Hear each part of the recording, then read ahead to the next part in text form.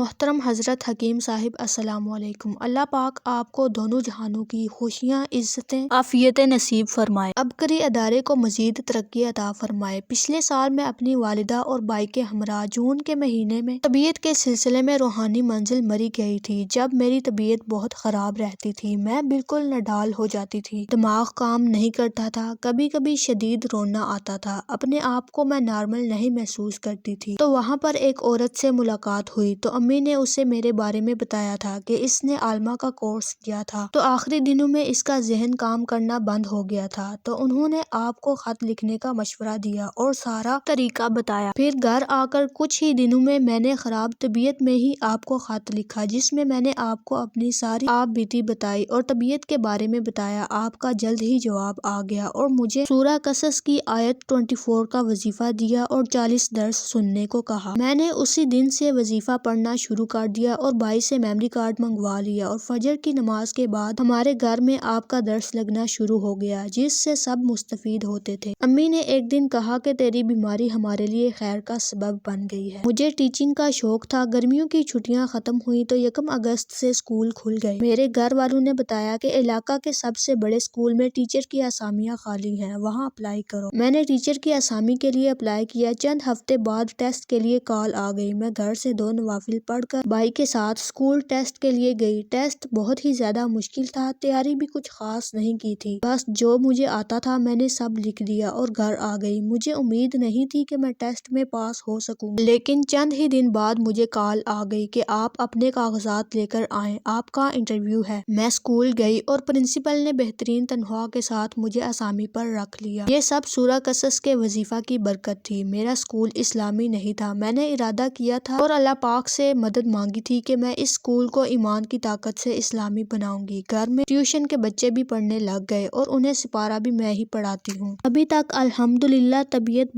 بہت حد تک ٹھیک ہو گئی ہے۔ میرے رشتے بھی بہت آ رہے ہیں جو پہلے نہیں آتے تھے۔ میرے بھائی نے میرا MA اسلامیات کے لیے داخلہ بھی بھیج دیا ہے، انشاءاللہ وہ بھی کلیئر کر لوں گی۔ وظیفہ ابھی بھی جاری ہے، انشاءاللہ مرتے دم تک جاری رہے گا۔